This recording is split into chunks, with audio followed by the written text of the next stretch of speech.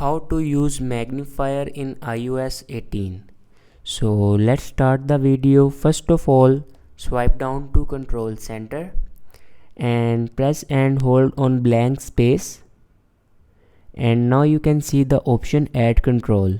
Click on add control and scroll down, and here you can see the option magnifier.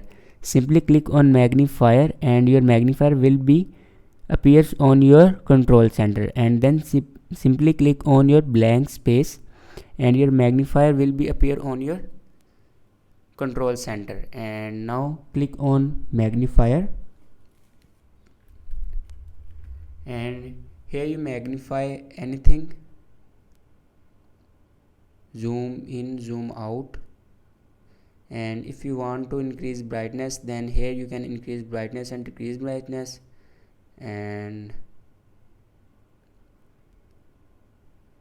so this is the way to use magnifier in iOS 18.